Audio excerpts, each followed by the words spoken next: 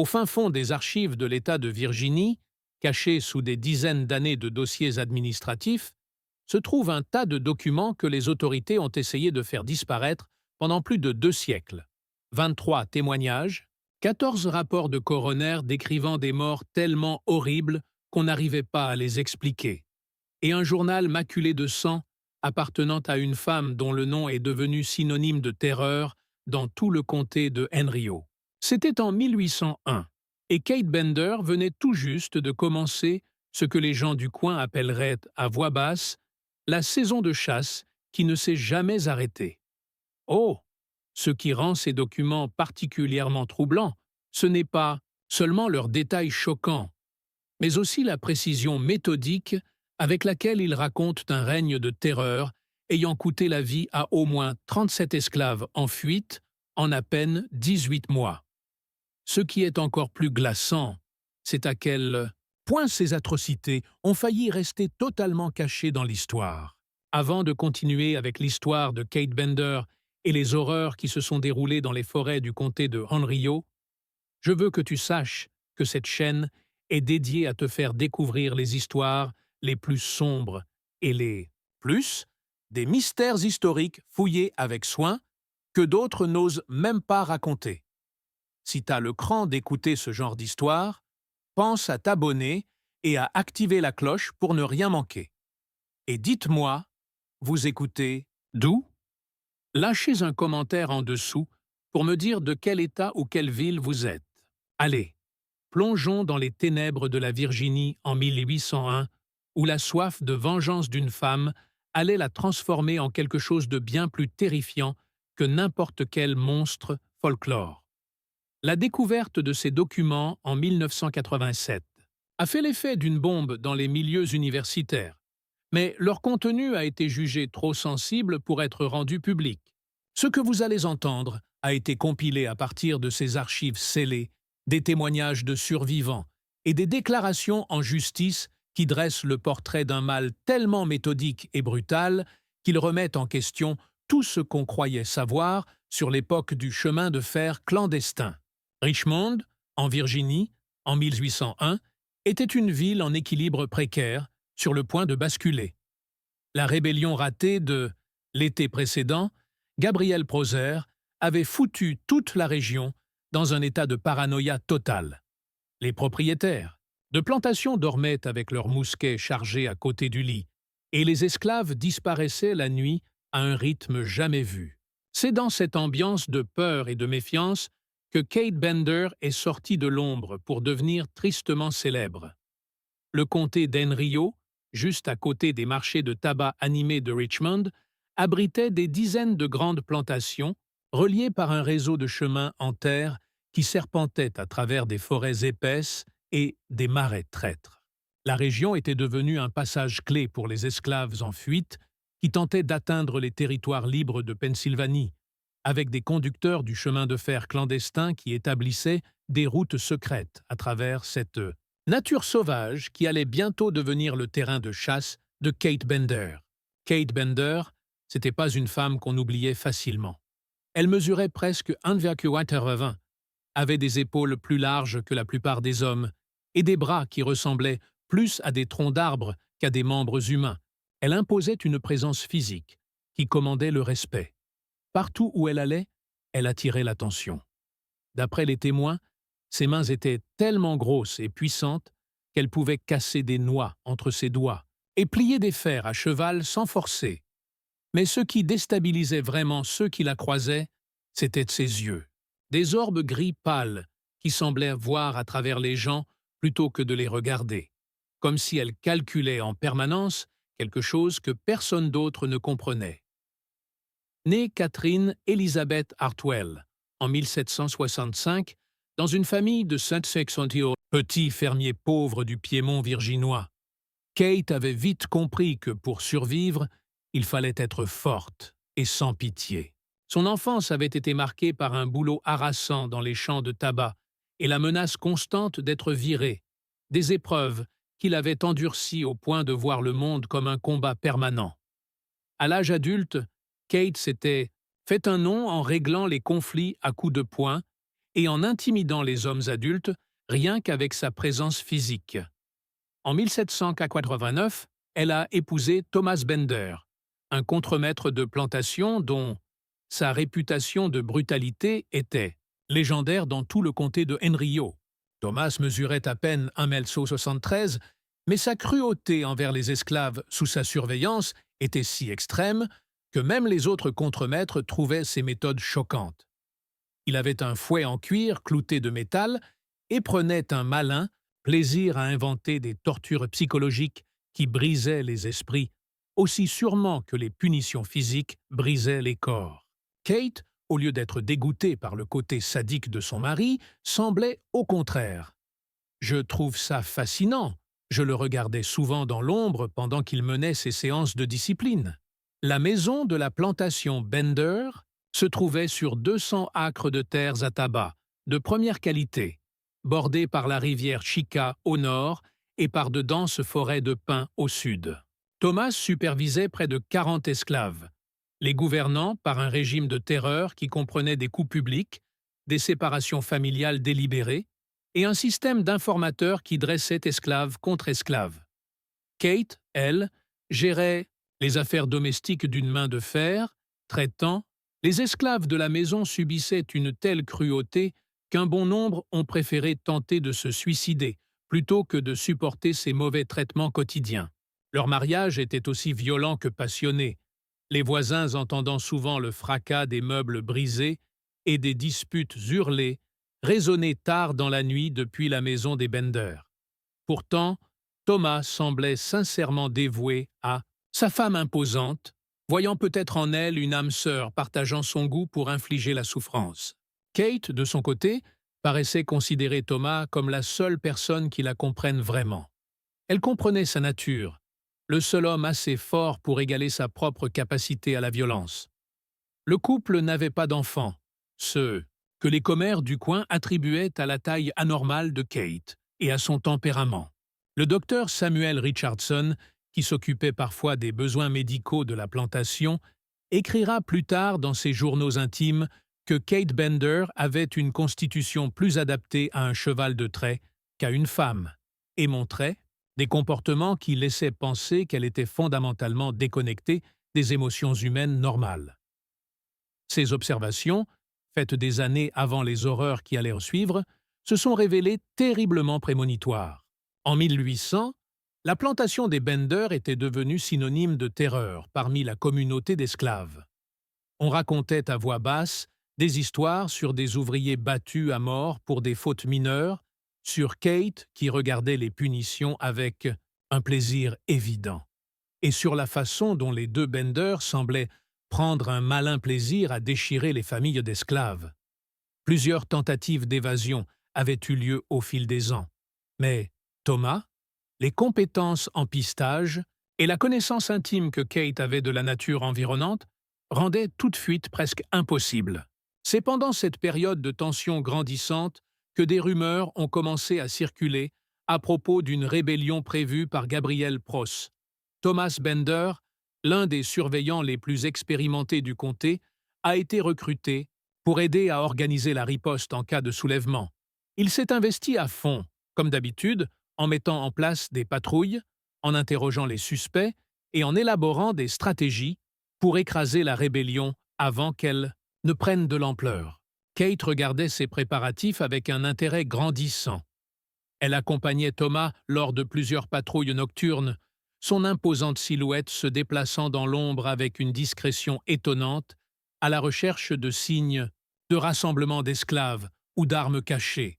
Ces expéditions semblaient réveiller en Kate quelque chose qui dormait jusque-là, un instinct de prédateur qui allait bientôt se manifester de manière bien plus sinistre. La révolte ratée d'août 1800 était terminée, avant même que ça ne commence vraiment. Trahi par des informateurs et dispersé par un violent orage, Gabriel Proser et ses complices ont été capturés et exécutés, leurs têtes plantées sur des pieux pour servir d'avertissement à ceux qui pourraient avoir les mêmes idées. Mais les conséquences de cette tentative de rébellion ont engendré une atmosphère de paranoïa qui a duré des mois. Les propriétaires de plantations, voyant une insurrection potentielle dans chaque rassemblement d'esclaves et répondant, par une brutalité toujours plus grande. C'est dans ce climat de peur et de répression que Thomas Bender a pris une décision qui allait sceller son destin et révéler la vraie nature de sa femme au monde. Le matin du 15 octobre 1800 s'est levé gris et froid, avec un vent glacial qui portait l'odeur des feuilles mortes à travers les forêts du comté de Henriot. Thomas Bender avait appris qu'un groupe d'esclaves en fuite traversait la région, essayant de rejoindre les territoires libres au nord. D'après ses informateurs, le groupe était composé de 5 hommes et 2 femmes qui s'étaient échappés de plantations plus au sud, et ils suivaient la rivière Chicaï en espérant atteindre la liberté. Thomas a formé un groupe de chasse composé de lui-même, de 2 contremaîtres voisins, Samuel Clark et William Patterson, et de 4 chiens de chasse spécialement élevés pour traquer des humains en fuite. Kate avait demandé à se joindre à l'expédition, arguant que sa connaissance du terrain local serait précieuse. Thomas a d'abord refusé, affirmant que la chasse aux esclaves fugitifs était un travail d'homme, mais l'insistance de Kate a fini par le faire céder. Elle s'était armée d'une grosse massue en chêne et s'était jointe aux chasseurs avec un entrain qui aurait dû inquiéter les autres. Le groupe de traqueurs est parti avant l'aube, suivant les chiens qui relevaient la piste le long de la berge. Kate avançait dans les broussailles avec une agilité étonnante pour quelqu'un de sa carrure. Ses yeux clairs scrutaient la forêt à la recherche de traces que les autres pouvaient louper. Elle avait l'air presque excitée par la chasse, souvent en avance sur le groupe et appelant les autres dès qu'elle repérait des branches cassées, ou des traces de pas qui indiquaient la direction de leur proie. À midi, ils s'étaient beaucoup rapprochés des esclaves en fuite. Les chiens étaient de plus en plus excités, leurs aboiements devenaient plus désespérés à mesure que l'odeur devenait plus fraîche. Thomas estimait qu'ils n'étaient pas à plus d'1 heure derrière leur cible, et le groupe avançait avec une énergie renouvelée. Kate, en particulier, semblait revigorée par leur proximité avec leur proie. Sa respiration s'alourdissait et ses mouvements devenaient plus féroces. Ils ont trouvé. Les fugitifs se reposaient dans une petite clairière au bord d'un ruisseau, visiblement crevés après leur fuite, sans se douter que leurs poursuivants étaient déjà tout près. Les 7 esclaves, dont l'âge variait d'un ado à une femme aux cheveux gris dans la cinquantaine, partageaient ce qui semblait être leur dernière nourriture quand le groupe de chasse est sorti des arbres autour d'eux. Ce qui s'est passé ensuite sera raconté dans plusieurs témoignages, même si les versions diffèrent sur des détails importants. D'après la déclaration ultérieure de Samuel Clark, les autorités, Thomas Bender, a ordonné aux fugitifs de se rendre et de retourner pacifiquement chez leur propriétaire. Le plus vieux d'entre eux, un gars nommé Joshua, qui avait été prêcheur sur sa plantation, s'est avancé et a essayé de négocier, proposant de revenir volontairement si les autres pouvaient continuer leur fuite. Thomas a réagi en frappant Joshua en plein visage avec son fouet, lui ouvrant une plaie qui a immédiatement commencé à saigner abondamment. Ce geste violent a déclenché exactement le genre de résistance désespérée que les chasseurs espéraient peut-être ça. Les jeunes parmi les fugitifs se précipitèrent pour défendre leur chef, tandis que les femmes et l'adolescent tentèrent de s'enfuir plus profondément dans la forêt.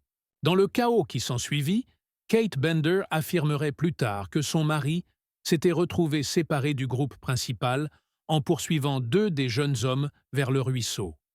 Selon la version officielle des faits, telle qu'inscrite dans les registres du tribunal du comté de Henriot, Thomas Bender fut retrouvé 2 heures plus tard, face contre l'eau, flottant dans l'eau peu profonde. Son crâne écrasé par ce qui semblait être une lourde pierre. Mais le récit intime de Kate ce jour-là, consigné dans un journal retrouvé plus tard parmi ses affaires, raconte une toute autre histoire.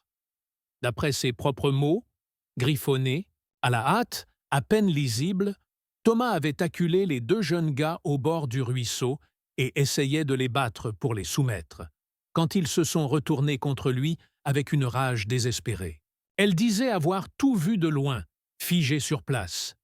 L'horreur quand les esclaves ont assommé son mari à mort avec des cailloux tirés du lit du ruisseau. Qu'est-ce que Kate a vraiment raconté?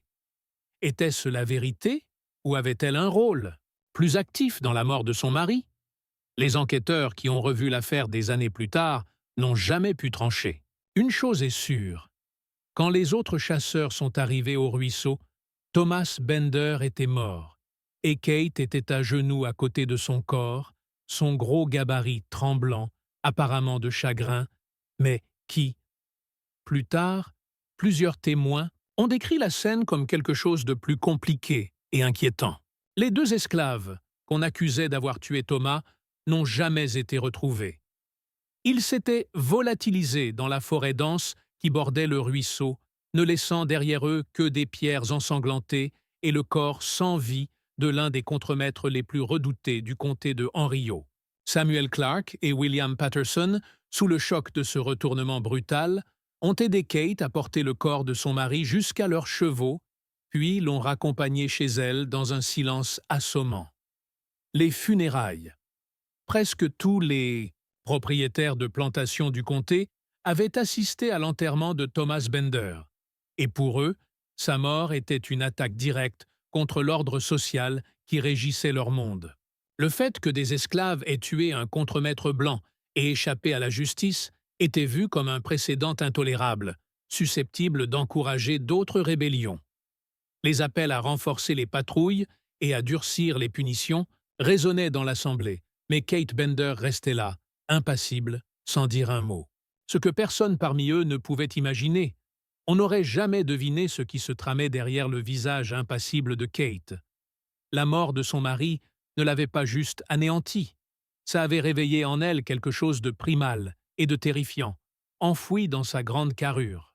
Alors qu'elle regardait le cercueil de Thomas descendre dans la terre, Kate Bender était déjà en train de préparer la vengeance qui allait lui bouffer le reste de sa vie. Le docteur Richardson, qui assistait aux funérailles en tant que médecin de la famille, écrira plus tard que le comportement de Kate, pendant la cérémonie, ça l'a profondément bouleversée. Elle n'a versé aucune larme, n'a parlé à personne, et avait l'air d'observer les autres pleureurs avec la même expression calculatrice qu'elle avait quand elle regardait les séances de discipline de son mari. Quand des voisins sont venus lui présenter leurs condoléances, elle a répondu par des mots monosyllabiques, d'une voix tellement plate et sans émotion que plusieurs personnes ont dit plus tard avoir été glacées par cet échange. Les semaines qui ont suivi l'enterrement de Thomas ont été marquées par le retrait apparent de Kate des contacts sociaux normaux. Elle a renvoyé la plupart des ouvriers de la plantation, ne gardant que le minimum pour faire tourner les opérations de base, et a commencé à passer de plus en plus de temps seule dans les forêts autour de sa propriété. Les voisins qui la croisaient lors de ses expéditions solitaires disaient qu'elle avait l'air d'étudier le terrain avec une intensité bizarre, comme si elle essayait de mémoriser chaque arbre, chaque ruisseau, chaque sentier pour une raison inconnue. En décembre 1800, Kate Bender avait pratiquement disparu de la société normale. La maison de la plantation, autrefois un centre d'une efficacité brutale sous la gestion de Thomas, était devenue un bâtiment sombre et silencieux que les voisins évitaient autant que possible. Les commerçants du coin avaient remarqué que Kate avait commencé à acheter des objets étranges. Des longueurs de cordes, des pièges en métal généralement utilisés pour attraper du gros gibier, et des outils dont l'usage semblait incompréhensible. C'est pendant cette période d'isolement et de deuil apparent que Kate a commencé à développer les compétences et les stratégies qui allaient bientôt faire d'elle, là, le prédateur le plus redouté de tout le comté de Henrico. Mais, à l'époque, personne n'aurait pu imaginer que cette veuve en deuil préparait méthodiquement une campagne de vengeance qui allait terroriser la région pendant presque 2 ans. La transformation de Kate Bender, de veuve éplorée en tueuse méthodique, ne s'est pas faite du jour au lendemain. Pendant les rudes mois d'hiver 1800 et jusqu'au début du printemps 1801, elle a vécu une métamorphose psychologique aussi complète qu'effrayante. La femme qui est sortie de cette période d'isolement ne ressemblait en rien à l'épouse du contremaître de la plantation qui avait enterré son mari à peine quelques mois plus tôt. Le premier meurtre confirmé de Kate a eu lieu le 23 mars 1801, même si le corps n'a été découvert que presque une semaine plus tard. La victime était un jeune homme nommé Samuel, qui s'était enfui d'une plantation à près de 60 kilomètres au sud et essayait de suivre la rivière Chikamon vers le nord, en direction des territoires libres. Son corps a été retrouvé pendu à un énorme chêne, un arbre à environ 3 kilomètres de la propriété des Bender, où Samuel était pendu par le cou avec un nœud fait d'une corde en chanvre. Ce qui rendait la découverte encore plus choquante, ce n'était pas seulement la mort de Samuel, mais l'état dans lequel on avait retrouvé son corps. Ses mains étaient attachées dans le dos, avec ce qui ressemblait à des lanières en cuir, et ses vêtements montraient des signes d'une lutte prolongée dans des buissons épais. Ce qui inquiétait le plus, c'étaient les marques autour de sa gorge, qui laissaient penser qu'il avait été étranglé à la main avant d'être pendu, comme si le meurtrier voulait s'assurer de sa mort par plusieurs moyens. Le gendarme local, James Whitfield, a mené une enquête rapide qui a conclu que Samuel s'était probablement suicidé, désespéré après sa tentative d'évasion ratée. Cette version n'a convaincu personne parmi ceux qui ont vraiment examiné les preuves, mais les autorités hésitaient à admettre qu'un esclave en fuite avait été assassiné, car ça les aurait obligés à enquêter et peut-être à poursuivre un blanc point auteur du crime. L'affaire a été officiellement classée en 2 semaines, et le corps de Samuel a été enterré dans une tombe anonyme au cimetière communal. Mais pour ceux qui savaient lire entre les lignes, la mort de Samuel marquait le début d'un schéma qui deviendrait de plus en plus difficile à ignorer. Kate avait passé l'hiver à étudier les racines que les esclaves en fuite utilisaient couramment, apprenant leurs habitudes et leurs préférences avec la même rigueur méthodique que son mari avait autrefois appliquée pour briser les esprits rebelles. Elle avait découvert que les fugitifs avaient tendance à suivre les cours d'eau quand c'était possible, à la fois pour boire et parce que les rivières compliquaient la piste aux chiens. La rivière Chika et ses différents affluents formaient une sorte d'autoroute naturelle à travers les forêts du comté de Henriot, et Kate avait passé des heures à cartographier chaque méandre, banc de sable et cachette tout le long. La Caprahel avait aussi appris à repérer les signes subtils qui montraient un passage récent, comme des brindilles cassées à une certaine hauteur, des feuilles remuées, des traces de la boue ou du tissu accroché aux épines. Le plus important, c'est qu'elle avait commencé à piger la psychologie des gens désespérés, leur habitude de se réfugier dans certains endroits précis et leur réaction prévisible face à la peur et à l'épuisement. La deuxième, victime de Kate, c'était une femme appelée Rebecca, qui a fait l'erreur fatale de chercher refuge dans une grange à tabac abandonnée que Kate surveillait depuis des semaines. Rebecca voyageait avec 2 compagnons, mais s'était séparée d'eux pendant un orage qui a frappé la région début avril. Seule, effrayée et perdue dans un coin qu'elle ne connaissait pas, elle était tombée sur ce qui semblait être un refuge sûr et avait décidé de rester là jusqu'au matin. Kate l'a trouvée juste avant l'aube, recroquevillée dans un coin de la grange, serrant ses quelques affaires contre elle. Ce qui a suivi a été le premier acte de cette cruauté méthodique qui allait devenir la marque de fabrique de Kate dans les mois à venir. Plutôt que de tuer Rebecca sur le coup, Kate a préféré faire durer la souffrance de sa victime, la terreur, l'attachant solidement, puis passant plusieurs heures à décrire en détail ce qu'elle comptait lui faire. D'après les notes que Kate a écrites après cette rencontre, elle tirait un énorme plaisir à regarder la détresse grandissante de Rebecca, à voir l'espoir s'éteindre peu à peu dans ses yeux quand elle comprenait qu'aucun secours n'arriverait. Kate a longuement écrit sur la pureté de la peur de sa victime, la décrivant comme quelque chose de beau et nécessaire, qui aidait à rétablir l'équilibre de la justice, pour la mort de son mari.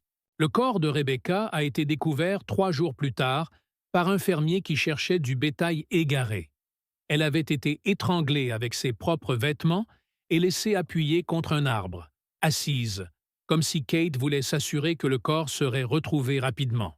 La mise en scène était clairement intentionnelle, destinée à envoyer un message à quiconque envisagerait une tentative d'évasion similaire.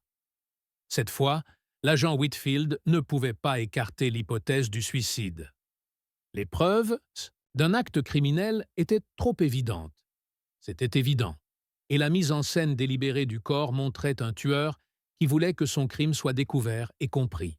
Whitfield a lancé ce qu'il a décrit comme une enquête approfondie. Mais ses efforts ont été freinés par les mêmes contraintes sociales qui avaient limité sa réaction à la mort de Samuel.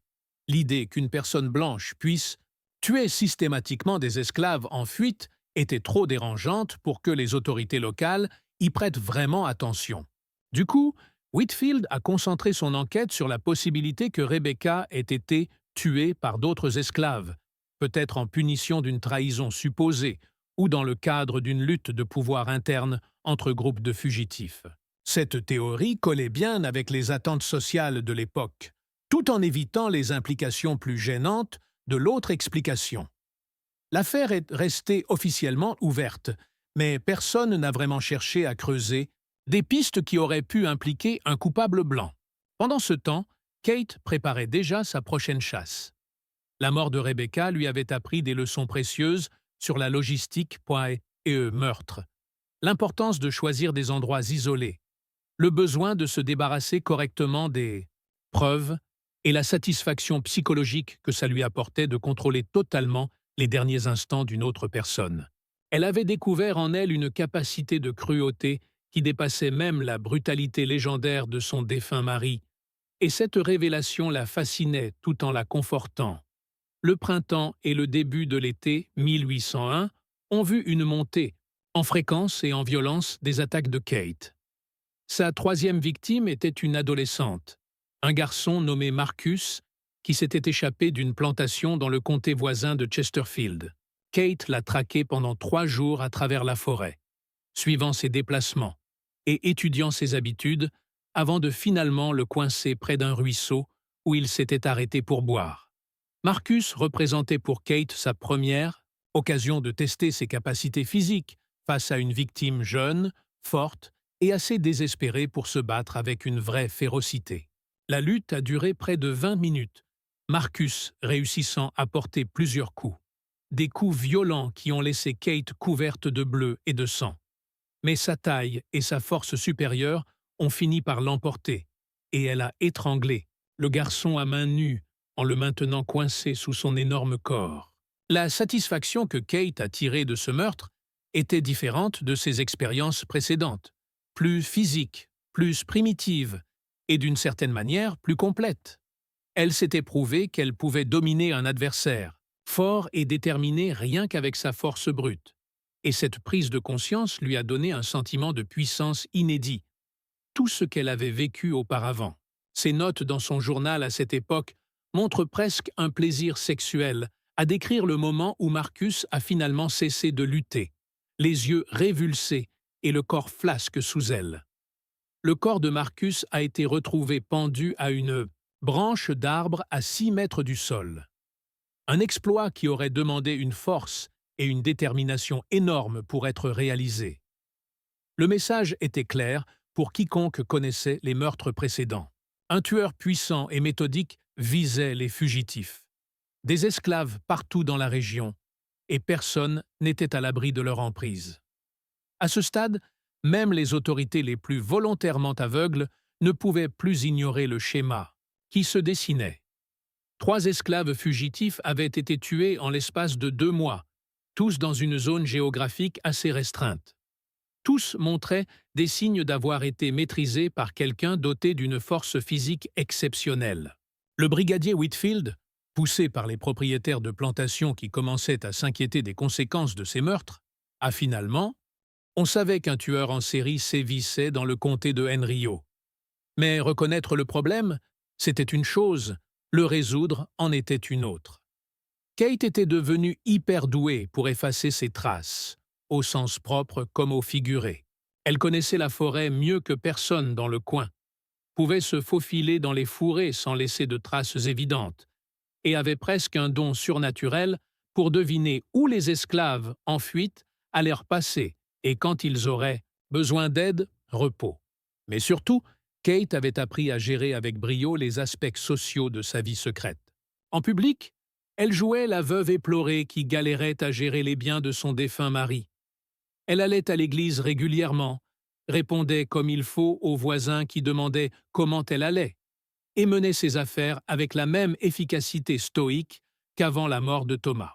Personne ne se doutait que la femme assise là, tranquille, dans le troisième banc de l'église méthodiste d'Enrio, chaque dimanche matin, c'était toujours la même personne, celle qui passait ses nuits de semaine à traquer des proies humaines dans les forêts alentours. Kate avait développé un talent incroyable pour compartimenter sa vie, gardant ses identités publiques et privées complètement séparées, avec une maîtrise qui aurait impressionné n'importe quel acteur pro. La transformation psychologique qui lui permettait de mener cette double vie était sans doute l'aspect le plus troublant de l'évolution de Kate, passant de simple citoyenne à tueuse en série. Elle s'était construite une histoire intérieure qui justifiait ses actes, non seulement comme acceptables, mais comme nécessaires et justes. Dans sa tête, chaque esclave en fuite qu'elle tuait rétablissait l'équilibre de la justice pour le meurtre de son mari, remettant en ordre naturel ce qui avait été bouleversé par leur rébellion contre l'autorité légitime. Ce sentiment de justice donnait aux actes de Kate une dimension méthodique et presque rituelle, qui distinguait son travail d'un simple crime ou acte de violence. Elle ne tuait pas, non pas par rage ou passion, mais au service de ce en quoi elle croyait. Vraiment, un but moral supérieur. Cette conviction la rendait terriblement dangereuse parce qu'elle faisait sauter les barrières psychologiques habituelles qui auraient pu freiner ses actes ou la forcer à réaliser l'ampleur de ce qu'elle faisait. Quand le printemps a laissé place à l'été en 1801, Kate Bender s'était complètement métamorphosée en quelque chose qui dépassait les catégories criminelles ordinaires. Elle n'était plus juste une meurtrière, mais un prédateur qui avait trouvé son milieu naturel et proie. Les forêts du comté de Andrio étaient devenues son terrain de chasse, et chaque esclave en fuite qui mettait les pieds là-dedans jouait sa vie face à une tueuse dont les compétences ne faisaient que grandir à chaque traque réussie. À la mi-été 1801, Kate Bender avait affiné ses méthodes avec une efficacité qui aurait impressionné n'importe quel stratège militaire. Elle avait découpé les forêts de Henrio en plusieurs territoires qui se chevauchaient, qu'elle patrouillait selon un planning tournant conçu pour optimiser son travail. Les chances de tomber sur des esclaves en fuite, tout en évitant de se faire repérer par d'autres blancs. Sa connaissance intime du terrain, alliée à une capacité presque naturelle à prévoir le comportement des gens sous pression, la rendait presque invincible. Le cycle de chasse habituel de Kate commençait par une reconnaissance. Elle passait 3 ou 4 jours à parcourir un territoire choisi, à chercher des traces récentes et à repérer des endroits où camper ou se cacher. Sa capacité à déchiffrer les indices environnementaux subtils lui permettait de développer à un niveau incroyable. Elle pouvait deviner rien qu'en regardant les brindilles cassées non seulement si quelqu'un était passé par là, mais aussi à peu près quand, dans quelle direction il allait, et même sa taille et son état physique. Dès qu'elle repérait des traces de fugitifs, Kate installait ce qu'elle appelait des postes d'observation. Des endroits bien planqués qui lui permettaient de surveiller les chemins ou les destinations probables sans se faire repérer. Elle en avait monté plus d'une. Une douzaine de ces postes étaient répartis dans tout son territoire de chasse, chacun équipé de provisions lui permettant de rester caché pendant de longues périodes. Depuis ces positions, elle pouvait observer les habitudes et les comportements de ses proies, apprendre leurs horaires et repérer leurs faiblesses. Le profil psychologique que Kate avait élaboré des esclaves fugitifs typiques était étonnamment pointu et terriblement précis. Elle savait que la plupart des fugitifs voyagèrent de nuit pour éviter d'être repérés et qu'ils cherchaient des points d'eau pour s'abreuver et se laver, et qu'ils préféraient avoir un couvert dense pendant la journée. Plus subtilement, elle avait compris que la peur et la fatigue les rendaient prévisibles dans leur choix, les poussant à prendre l'abri le plus évident ou le chemin le plus direct, même quand d'autres options auraient été plus sûres.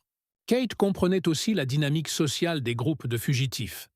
Elle savait que les familles ne laissèrent pas derrière elles les membres blessés ou épuisés, que les groupes se séparaient souvent quand ils étaient poursuivis pour essayer de se retrouver à des endroits prévus à l'avance, et les voyageurs solitaires étaient plus enclins à prendre des risques désespérés que ceux qui voyageaient avec des compagnons.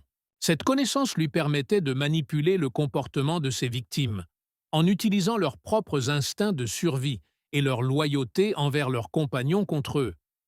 Sa quatrième victime confirmée était un homme nommé Isaiah, qui avait fui une plantation dans le comté de Gland avec sa femme enceinte, Sarah, et leur fils de 8 ans, David. La famille voyageait depuis presque une semaine quand Kate les a repérés pour la première fois, en train de se reposer au bord d'un petit ruisseau à environ 5 kilomètres de chez elle. Plutôt que d'attaquer direct, Kate a préféré mater la famille pendant 2 jours, histoire de capter leurs habitudes et repérer les points faibles psychologiques qu'elle pourrait exploiter. Ce qu'elle a pigé, c'est qu'Isaiah devenait de plus en plus à cran avec la grossesse de sa femme qui avançait et les déplacements qui devenaient galères pour elle. Sarah avait des complications qui ralentissaient grave leur avancée, et le petit David montrait des signes de maladie qui inquiétèrent ses parents. La famille? Ils étaient en gros coincés entre l'impossibilité de continuer à fuir et la certitude de se faire rattraper s'ils restaient trop longtemps sur place. L'attaque de Kate contre la famille montrait un niveau de ruse psychologique vraiment flippant. Plutôt que de les affronter directement, elle a commencé par s'en prendre à leurs provisions et à leur abri. Pendant plusieurs nuits, elle a volé leurs couvertures, contaminé leurs sources d'eau et laissé des faux indices de chasseurs d'esclaves à leurs trousses, les forçant à abandonner un endroit relativement sûr, des endroits sûrs pour camper, surtout pour les positions plus exposées. La pression psychologique de ces tactiques a usé la résistance de la famille bien plus efficacement que la violence directe ne l'aurait fait. Isaiah devenait de plus en plus parano et épuisé, ce qui le poussait à prendre de mauvaises décisions, mettant sa famille en plus grand danger. L'état de Sarah continuait de se détériorer et David montrait des signes sérieux de malnutrition. Quand Kate s'est finalement révélée, la famille était trop affaiblie et démoralisée pour résister efficacement. Kate, les journaux intimes décrivant les derniers jours de la famille restent terriblement bouleversants, même 2 siècles plus tard. Elle écrivait longuement sur la valeur éducative de briser lentement leur espoir et leur détermination, comparant ce processus à l'entraînement de chevaux difficiles ou au dressage de chiens têtus. Elle semblait voir leur souffrance non pas comme une cruauté inutile, mais comme une conséquence naturelle et inévitable de leur choix de défier l'ordre social établi. Les meurtres eux-mêmes ont été perpétrés au cours une période de 3 jours pendant laquelle Kate a délibérément prolongé l'agonie de la famille pour sa propre satisfaction psychologique. Elle a tué David en premier, l'étranglant, tout en forçant ses parents à regarder, puis a utilisé la mort de l'enfant comme moyen de faire souffrir Isaiah et Sarah, en leur décrivant ce qu'elle comptait faire à chacun d'eux. Les notes dans le journal laissent penser que Kate tirait un plaisir particulier des supplications de Sarah pour la vie de son bébé à naître, y voyant la preuve d'une faiblesse fondamentale. Ils avaient rendu les esclaves incapables de gérer la liberté. Isaïe est mort le 2e jour après que Kate l'a forcé à creuser des tombes pour son fils et sa femme enceinte. Elle l'a étranglé avec la même corde qu'elle avait utilisée sur David, puis a laissé son corps à côté des tombes peu profondes, ce qu'elle a décrit comme un monument à l'absurdité de la rébellion. Sarah, déjà affaiblie par des complications de grossesse et un traumatisme psychologique, n'a pas survécu plus de 6 heures après la mort de son mari, mourant apparemment d'un mélange de stress, déshydratation et désespoir. La découverte des corps de la famille a créé une telle panique dans le comté de Henriot que les autorités ne pouvaient plus fermer les yeux ni minimiser la situation. 3 autres esclaves en fuite avaient été assassinés, dont une femme enceinte et un enfant. Et les preuves montraient clairement qu'un seul tueur, de plus en plus sûr de lui et violent, était derrière tout ça. Les propriétaires de plantations de toute la région ont commencé à mettre la pression sur les autorités locales pour qu'elles agissent enfin, pendant que les esclaves murmuraient des histoires sur le démon blanc qui hantait les forêts. Entre Virginie et Freedom. L'agent Whitfield, se rendant compte que son boulot dépendait peut-être de retrouver le tueur, a finalement lancé ce qu'il a appelé une enquête complète sur les meurtres. Il a monté des groupes de recherche pour fouiller les forêts où on avait trouvé les corps, interroger des témoins potentiels et même proposer une petite récompense pour toute info menant à l'arrestation du tueur. Mais ces efforts ont été freinés par plusieurs trucs que Kate avait habilement utilisés dans son plan. Campagne. D'abord, l'enquête a été freinée par les mêmes préjugés sociaux qui avaient au départ empêché les autorités de prendre les meurtres au sérieux. La plupart des habitants blancs du comté de Henrio considéraient les esclaves en fuite comme des criminels responsables de leur propre sort. Il y avait peu de compassion pour les victimes, et encore moins d'envie de dépenser des ressources importantes pour trouver leurs meurtriers. Beaucoup de Blancs applaudissaient en secret ces meurtres, les voyant comme une punition méritée pour des esclaves qui avaient osé chercher la liberté. Ensuite, le choix du territoire de chasse de Kate était un coup de génie stratégique. Les forêts où elle évoluait étaient immenses, denses et connues de très peu de gens à part elle. Les équipes de recherche pouvaient passer des semaines à fouiller la zone sans trouver ne serait-ce qu'une partie des cachettes, des sentiers et des repères que Kate connaissait par cœur. Sa capacité à observer les recherches potentielles, tout en restant cachée, lui permettait d'échapper à la détection, même quand il s'approchait pas loin d'elle. Surtout, personne ne soupçonnait qu'une femme puisse être responsable de meurtres, demandant une force physique évidente et une détermination sauvage. L'idée que le tueur devait forcément être un homme a tout de suite exclu Kate, avant même que l'enquête ne commence, ce qui lui a permis de continuer à agir en toute discrétion, protégée par une sorte d'invisibilité sociale, presque impossible à percer. Kate connaissait bien ses avantages, et ses notes de l'époque montrent qu'elle gagnait en confiance dans ses capacités. Continuer à tuer sans vraiment risquer de lourdes conséquences. Elle avait commencé à voir les meurtres non plus comme une simple vengeance passagère, mais comme une vocation permanente qui donnait un sens à sa vie. La transformation de veuve en deuil en tueuse en série était maintenant achevée, et Kate Bender avait trouvé sa vraie voie. La fin de l'été et le début de l'automne 1801 ont vu son rythme de meurtre s'accélérer, reflétant à la fois sa confiance grandissante et son besoin psychologique de satisfaction.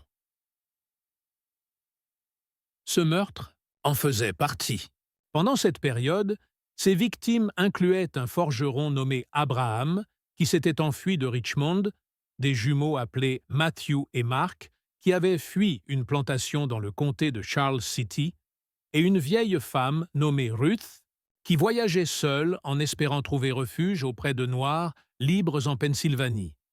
Chaque meurtre montrait que Kate perfectionnait sa technique et sa manière de faire. Elle avait appris à prolonger la torture mentale avant la mort, développant des méthodes psychologiques. Des tortures qui étaient parfois plus efficaces que la violence physique pour briser la volonté de résistance de sa victime. Elle avait aussi commencé à prendre des trophées à chaque meurtre, des vêtements, des objets personnels ou des parties du corps qu'elle gardait comme souvenir de ses exploits. Cette collection de trophées, cachée dans une cave spécialement aménagée sous sa maison, était devenue une obsession qui accaparait de plus en plus l'attention de Kate. Elle passait des heures à arranger et réarranger ses objets, revivant, à chaque fois, un meurtre à travers les preuves matérielles des derniers instants de sa victime. Les notes de son journal décrivant ces séances révèlent un esprit qui avait définitivement basculé dans un territoire qu'on ne peut décrire que comme du pur mal. En octobre 1801, Kate Bender avait tué au moins 12 esclaves en fuite, et les rumeurs sur le démon de la forêt avaient commencé à se répandre dans tout le réseau du chemin de fer clandestin. Les conducteurs ont commencé à prévenir les fugitifs des dangers inhabituels dans le comté de Henrio, et certains itinéraires ont été modifiés pour de bon. Évite complètement cette zone. Mais pour Kate, ce n'était pas un obstacle. Au contraire, C'était un nouveau défi excitant. Elle a commencé à élargir son territoire de chasse, traquant ses proies de plus en plus loin de chez elle et développant de nouvelles stratégies pour les dénicher dans des endroits qu'elle ne connaissait pas. La saison de chasse, qui avait commencé avec la mort de son mari, ne montrait aucun signe de s'arrêter, et Kate Bender commençait tout juste à découvrir jusqu'où elle pouvait aller dans la méchanceté. À mesure que l'automne laissait place à l'hiver, la réputation de Kate Bender avait dépassé les frontières du comté de Onryo. Elle avait commencé à se répandre dans tout le réseau clandestin de Virginie comme une tumeur maligne. Les conducteurs et les chefs de station qui n'avaient jamais vu ces actions de leurs propres yeux parlaient quand même à voix basse du démon blanc qui rôdait dans les forêts entre Richmond et Freedom, transformant ce qui aurait dû être un couloir d'espoir en un paysage de terreur et de mort.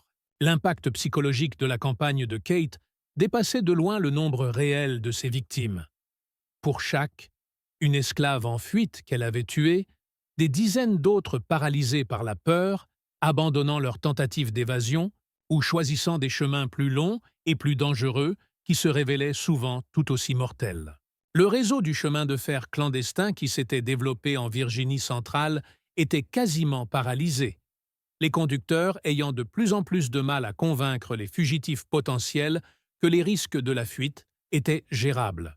Kate comprenait bien cette dimension de guerre psychologique dans son boulot et la cultivait délibérément en mettant en scène tout ça de façon de plus en plus théâtrale, peint des corps de ses victimes. Elle avait commencé à disposer les cadavres de façon à maximiser leur impact psychologique sur ceux qui les découvraient, créant des scènes qui hanteraient les témoins pendant des années. Les corps suspendus aux arbres étaient sa marque, de fabrique. Mais elle variait les détails pour éviter que les gens ne s'habituent à l'horreur. Sa 13e victime, une jeune femme nommée Charity, qui s'était enfuie d'une plantation près de Petersburg, a été retrouvée suspendue la tête en bas à un énorme chêne arbre. La gorge tranchée si profondément que sa tête était presque séparée de son corps. La position demandait une force physique énorme pour être réalisée, mais montrait aussi un niveau de cruauté théâtrale bien au-delà d'un simple meurtre. Kate voulait que quiconque découvre le corps de Charity comprenne qu'il avait affaire à quelque chose de bien plus monstrueux que la simple méchanceté humaine. L'effet fut exactement celui que Kate voulait. La nouvelle de la mort de Charity se répandit dans toute la communauté d'esclaves comme une traînée de poudre, accompagnée de récits de plus en plus élaborés, des descriptions des pouvoirs surnaturels du tueur et de sa force surhumaine. Certaines histoires disaient que le démon pouvait suivre ses victimes rien qu'à l'odeur. D'autres racontaient qu'il se déplaçait dans la forêt sans faire aucun bruit, et d'autres encore qu'il se nourrissait de la peur de ses proies avant de leur porter le coup fatal. Les notes de Kate dans son journal à cette époque montrent qu'elle était fière de ces légendes qui grandissaient autour de ses capacités. Elle avait commencé à se voir non plus seulement comme un instrument de vengeance pour la mort de son mari, mais comme une force de la nature, une incarnation vivante des conséquences qui attendaient les esclaves osant chercher la liberté. La légende autour de ses actions renforçait son sentiment d'invincibilité et la poussait à prendre des risques de plus en plus audacieux pour dénicher de nouvelles victimes. La chasse en hiver posait des défis particuliers que Kate affrontait avec sa précision méthodique habituelle. La neige facilitait parfois le pistage, les empreintes étant impossibles à cacher, mais elle rendait aussi ses propres déplacements plus visibles aux yeux des autres, pépins, témoins. Elle s'est adaptée en développant de nouvelles techniques pour se déplacer sur la neige sans laisser de traces nettes, notamment en utilisant des chaussures spécialement modifiées qui répartissaient mieux son poids important et laissaient des empreintes floues qu'on pouvait facilement confondre avec celles d'animaux. Le froid changeait aussi les habitudes de ses proies et Kate a vite appris à en tirer profit sans pitié. Les esclaves en fuite en hiver devaient chercher refuge plus souvent et rester cachés plus longtemps, ce qui les rendait plus... Leurs mouvements étaient prévisibles et ils étaient plus vulnérables à une observation prolongée. Ils laissaient aussi des traces évidentes de leur présence. De la fumée de feu, de la neige dérangée autour des abris et les inévitables déchets qui s'accumulaient autour des camps temporaires. La 14e victime de Kate était un homme d'âge moyen nommé Ézéchiel, qui s'était enfui d'une plantation dans le comté de Hanover pendant la fête de Noël, quand la sécurité était relâchée. Il avait fait l'erreur de chercher refuge dans une grange à tabac abandonnée que Kate surveillait depuis des semaines, prévoyant justement que l'isolement apparent de la bâtisse et sa construction solide la rendraient attirante pour les fugitifs cherchant à se protéger du rude hiver. Ézéchiel n'était dans la grange que depuis moins de 3 heures quand Kate est arrivée, se déplaçant dans l'obscurité avant l'aube avec cette efficacité silencieuse qui était devenue sa marque de fabrique. Plutôt que de l'affronter directement, elle a préféré l'enfermer à l'intérieur en barricadant les portes de l'extérieur, puis a passé plusieurs heures à le torturer psychologiquement en griffant les murs, poussant des sons inhumains et lui laissant parfois entrevoir sa silhouette massive à travers les interstices des planches usées du bâtiment. Le supplice psychologique qui a précédé la mort d'Ézéchiel a duré près de 8 heures, pendant lesquelles Cade a méthodiquement détruit sa santé mentale en combinant privation sensorielle, faux espoirs et terreur savamment calculée. Elle disparaissait pendant de longues périodes, lui faisant croire que son bourreau était parti, puis revenait avec de nouvelles horreurs conçues pour écraser tout optimisme qui aurait pu naître pendant son absence. Son journal décrit ce processus comme une leçon, affirmant qu'il était important que les esclaves comprennent bien toutes les conséquences de leur rébellion avant de recevoir leur châtiment final. Quand Kate est enfin entrée dans la grange pour porter le coup de grâce, Ézéchiel était devenu une créature brisée et babillante, qui ne résistait plus à son sort. Elle l'a étranglé avec une efficacité méthodique, puis a pris un moment pour arranger son corps, une position qui maximiserait l'impact psychologique sur celui qui le découvrirait. Ézéchiel a été retrouvé 3 jours plus tard par un fermier qui cherchait du bétail égaré, pendu au sol central de la grange, avec une corde faite à partir de ses propres vêtements. La découverte du corps d'Ézéchiel a marqué un tournant dans la réponse officielle à la campagne de terreur de Kate. Le brigadier Whitfield, sous une pression grandissante des propriétaires de plantations et des autorités de l'État à Richmond, a finalement reconnu que ces meurtres représentaient une menace pour un ordre social qui dépassait leur impact immédiat sur la communauté des esclaves. Si des esclaves en fuite étaient systématiquement assassinés par un tueur inconnu, ça montrait un effondrement de la loi et de l'ordre, ce qui pouvait encourager d'autres formes de justice privée.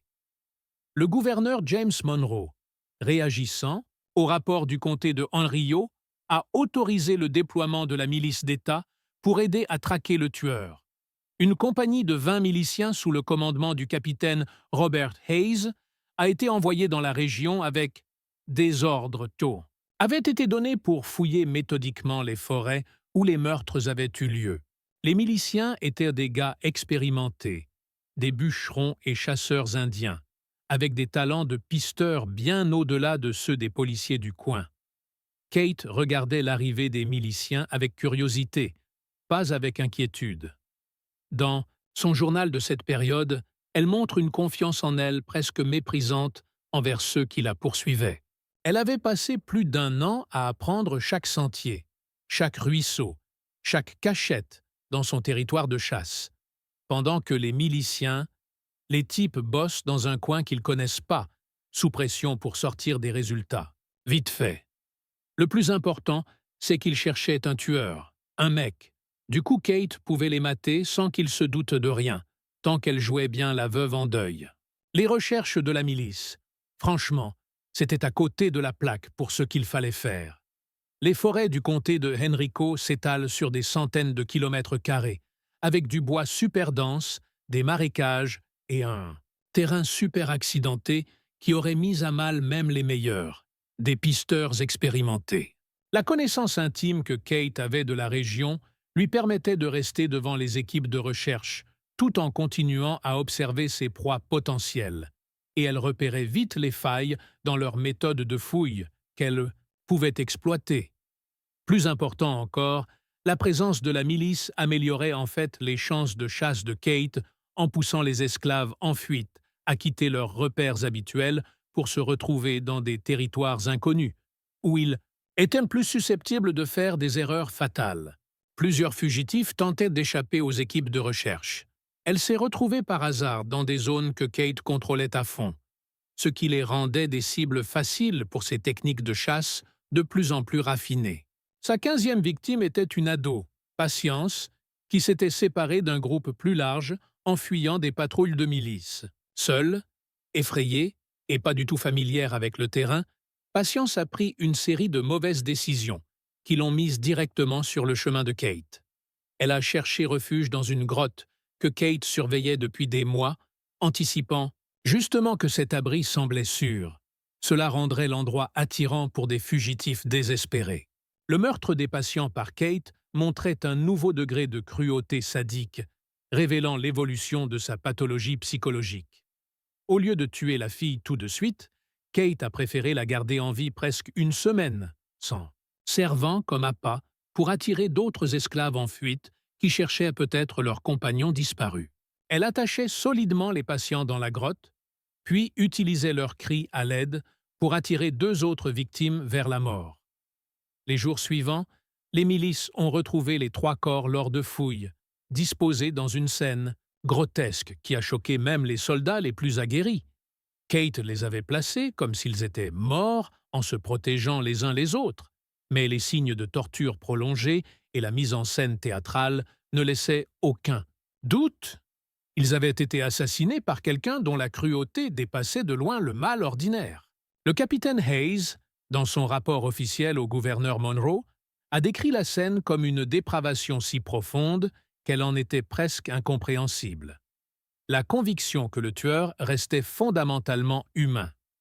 L'échec de Betsenzice. La milice a capturé ou même identifié le tueur après 6 semaines de recherches intensives a conduit à leur retrait du comté de Henriot en février 1802. Le capitaine Hayes a avoué en privé au gouverneur Monroe que ces hommes étaient largement désavantagés face à quelqu'un qui connaissait le terrain sur le bout des doigts et avait des compétences de pistage supérieures aux leurs. Il a suggéré qu'il faudrait peut-être adopter une autre méthode, peut-être en impliquant l'utilisation de pisteurs civils plus familiers avec les conditions locales. Mais pour Kate Bender, le départ de la milice représentait une victoire décisive qui confirmait son sentiment grandissant d'invincibilité. Elle n'avait pas seulement continué à tuer pendant leurs recherches, elle avait en fait profité de leur présence pour améliorer ses succès de chasse. L'impact psychologique de ce triomphe la poussait encore plus à se voir comme quelque chose au-delà des limites humaines ordinaires.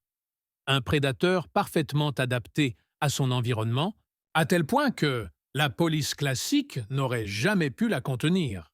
Le printemps 1802 a ramené une nouvelle vague de tentatives d'évasion, avec le temps plus clément qui facilitait les déplacements et la présence temporaire des patrouilles de la milice, qui donnait l'illusion que le tueur avait été capturé ou chassé.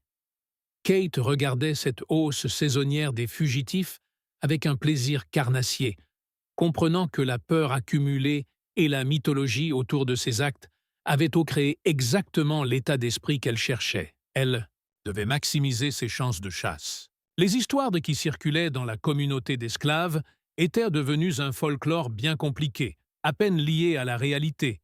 Mais ça allait parfaitement pour Kate, parce que ça créait une ambiance de peur surnaturelle qui bloquait toute décision rationnelle.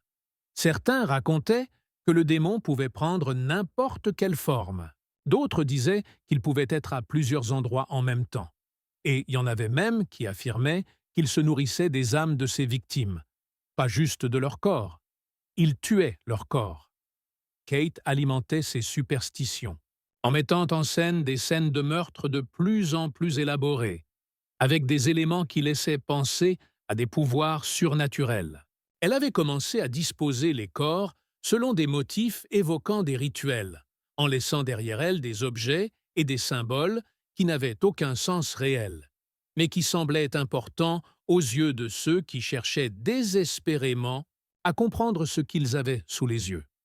Sa 16e victime, un forgeron nommé Daniel, qui avait réussi à s'enfuir d'une plantation dans le comté de New Kent, a été retrouvé, cloué sur un énorme chêne avec des clous de chemin de fer plantés dans les mains et les pieds. La scène de crucifixion demandait une préparation minutieuse, qui montrait bien l'évolution de Kate, passant de tueuse opportuniste à artiste, méthodique de la mort. Elle avait passé des semaines à se procurer le matos nécessaire, à étudier les déplacements de Daniel et à préparer le lieu du meurtre pour que l'impact psychologique soit maximal. Le symbolisme religieux avait été pensé pour faire comprendre que le tueur ne voyait pas les esclaves en fuite juste comme des criminels, mais comme des pécheurs méritant le châtiment divin. La mort de Daniel a marqué le début de ce que Kate appelait en privé sa période théologique, pendant laquelle elle a commencé à intégrer des images religieuses de plus en plus complexes dans ses scènes de meurtre. Ces carnets de l'époque révèlent un système de croyances mêlant un christianisme perverti, une idéologie raciale et une vengeance personnelle, formant une vision du monde cohérente, justifiant pratiquement n'importe quel degré de cruauté envers ses victimes choisies.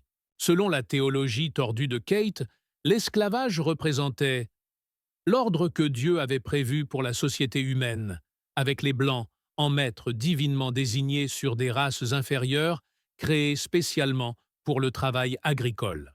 Les esclaves en fuite n'étaient pas juste des hors-la-loi, mais des rebelles contre l'ordre naturel de Dieu, méritant une punition bien plus sévère que la simple mort. En les tuant de façon de plus en plus élaborée et symbolique, Kate pensait être un instrument de la justice divine tout en vengeant le meurtre de son mari. Ce cadre théologique donnait à Kate un sentiment de « une cause juste » qui la rendait encore plus dangereuse que le simple sadisme ne l'aurait jamais fait. Elle ne se voyait plus comme une criminelle ou une justicière, mais comme une guerrière sacrée, engagée dans une mission divine qui l'obligeait à dépasser le dégoût humain normal face à la souffrance infligée. Dans sa tête, les meurtres devenaient des cérémonies religieuses, chaque victime servant de sacrifice pour rétablir l'équilibre cosmique perturbé par la révolte des esclaves. La 17e victime de Kate, une femme nommée Myriam, qui, elle, s'était enfuie avec ses 2 jeunes filles et est devenue le centre d'un long drame religieux qui a duré presque 2 semaines.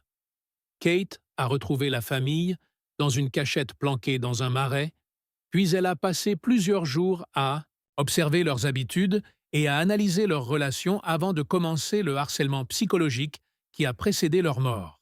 Au lieu d'attaquer la famille directement, Kate a commencé par laisser des symboles religieux et des citations bibliques, là où ses victimes prévues pourraient les trouver. Les messages, choisis avec soin parmi des passages de l'Ancien Testament parlant de châtiments divins et des conséquences de la rébellion, visaient à créer une ambiance de peur surnaturelle pour affaiblir la résistance psychologique de la famille. Cette campagne de guerre psychologique s'est révélée terriblement efficace. Myriam, déjà épuisée et terrifiée après des semaines de fuite, a commencé à voir dans les messages plantés par Kate des signes du mécontentement divin à cause de sa tentative d'évasion. Elle en est devenue convaincue. Dieu la punissait, elle pour le péché de chercher la liberté. Et cette condamnation a complètement paralysé sa capacité à prendre des décisions rationnelles pour se protéger, elle et ses enfants. Les notes dans le journal de Kate décrivant la dépression psychologique de Myriam montrent une compréhension fine de la psychologie religieuse et de son potentiel de manipulation.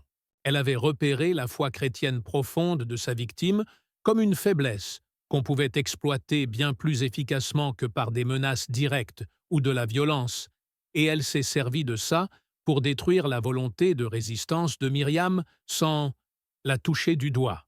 Les meurtres eux-mêmes, quand ils ont finalement eu lieu, étaient mis en scène comme des tableaux religieux élaborés, mêlant symboles et rituels de plusieurs traditions chrétiennes. Kate avait disposé les corps pour faire croire que la famille avait été frappée par la colère divine alors qu'elle essayait de fuir son esclavage divinement ordonné, avec des citations bibliques brûlées et des objets religieux suggérant une intervention surnaturelle. La découverte de Myriam et de ses filles a semé une terreur nouvelle parmi les esclaves, une communauté qui dépassait tout ce que Kate avait réussi jusque-là. La mise en scène religieuse des meurtres laissait penser que le tueur avait non seulement une force et une ruse surnaturelles, mais aussi une sorte d'autorisation divine pour ses actes. Les esclaves qui voyaient auparavant la fuite comme dangereuse mais faisable ont commencé à la considérer comme une malédiction, un péché si grave qu'il attirerait la punition divine non seulement sur les fugitifs eux-mêmes, mais aussi sur quiconque les aidait. Ce volet théologique de la campagne de Kate s'est avéré être son atout principal, une arme efficace dans la lutte contre le réseau du chemin de fer clandestin. Les conducteurs avaient de plus en plus de mal à convaincre les fugitifs potentiels que les risques étaient gérables, surtout quand le tueur semblait non seulement rusé comme un renard, mais aussi avoir l'approbation divine. Plusieurs routes, bien établies, ont été abandonnées à jamais, et le passage des esclaves en fuite à travers la Virginie centrale s'est réduit à un filet. La 18e victime de Kate était un ado nommé Joseph, qui s'était enfui tout seul d'une plantation dans le comté de Powhatan. Le meurtre a montré toute l'évolution des techniques de Kate, passant du simple assassinat à une guerre psychologique et spirituelle bien plus élaborée. Elle a traqué Joseph pendant presque un mois, observant ses habitudes et minant petit à petit ses défenses mentales avec une campagne de terreur surnaturelle qui l'a convaincu qu'il était poursuivi par des démons. La torture psychologique. Avant la mort de Joseph était tellement intense que, quand Kate s'est enfin montrée, le garçon était en fait soulagé de voir un être humain. Le contact, même s'il l'avait reconnue comme sa tueuse. Le journal de Kate décrit son soulagement en découvrant que son tourmenteur était un être humain et non une créature surnaturelle, et sa satisfaction a brisé ce dernier espoir en expliquant qu'elle était en fait un instrument de la vengeance divine, envoyé pour punir sa rébellion contre l'ordre naturel de Dieu. Le corps de Joseph a été retrouvé dans une position de crucifixion similaire à celle de Daniel, mais avec des symboles religieux supplémentaires qui laissaient penser à quelque chose de plus en plus élaboré. Des justifications théologiques pour les meurtres. Kate avait commencé à mélanger des éléments de plusieurs confessions chrétiennes, créant des rituels hybrides qui semblaient puiser dans les traditions baptistes, méthodistes et même catholiques, tout ça pour servir ses propres buts tordus. La complexité théologique de ces scènes de crimes plus récentes a attiré l'attention des autorités religieuses de toute la Virginie, qui ont compris qu'une personne avec une connaissance biblique solide était derrière ces meurtres. Plusieurs ministres influents ont essayé de... Ils intervenaient en prêchant des sermons qui condamnaient la violence des justiciers et insistaient sur le devoir chrétien de faire preuve de compassion, même envers les esclaves en fuite. Mais leurs efforts étaient compliqués par le fait gênant que beaucoup de leurs paroissiens soutenaient en privé les actes du meurtrier. Le révérend Samuel Crawford, de l'église méthodiste de Henriot, où Kate assistait régulièrement, a plus tard écrit qu'il avait commencé à soupçonner que le tueur pouvait être quelqu'un de sa propre congrégation. Les citations bibliques utilisées dans les scènes de meurtre montraient une connaissance précise de certaines traductions et interprétations, ce qui laissait penser à une éducation religieuse formelle plutôt qu'à une croyance populaire. Mais il n'a jamais vraiment suspecté Kate, dont l'image publique de veuve en deuil, en proie à ses doutes, ne collait pas avec la sophistication théologique qu'on retrouvait dans ses meurtres. Kate avait réussi à gérer ces deux facettes avec un niveau de compartimentation psychologique vraiment incroyable. Elle pouvait aller à la messe le dimanche matin sans que rien ne cloche. Elle rendait des services avec une sincérité apparente, tout en passant ses soirées de semaine à faire des trucs qui allaient complètement à l'encontre de tous les principes chrétiens. Dans son journal, il n'y a aucune trace de contradiction entre ces deux facettes de sa vie, ce qui montre qu'elle avait une sorte de dissociation mentale qui lui permettait de fonctionner à la fois comme une membre normale de la communauté et comme une tueuse prédatrice, sans jamais ressentir de dissonance cognitive. À l'été 1802, Kate Bender avait déjà pris le dessus sur son territoire. Un territoire de chasse inédit dans l'histoire criminelle américaine. Elle avait pratiquement mis fin aux opérations du chemin de fer clandestin dans tout le centre de la Virginie, terrorisé la communauté des esclaves au point qu'ils abandonnaient presque toutes les tentatives d'évasion et créé une légende autour de ses actions qui faisait grossir son impact réel de façon exponentielle. Elle était devenue, à tout point de vue, le prédateur parfait, parfaitement adapté à son environnement et à ses proies, au point que la police classique semblait impuissante à l'arrêter. Mais la perfection, comme Kate allait bientôt le découvrir, contenait en elle-même les graines de sa propre destruction.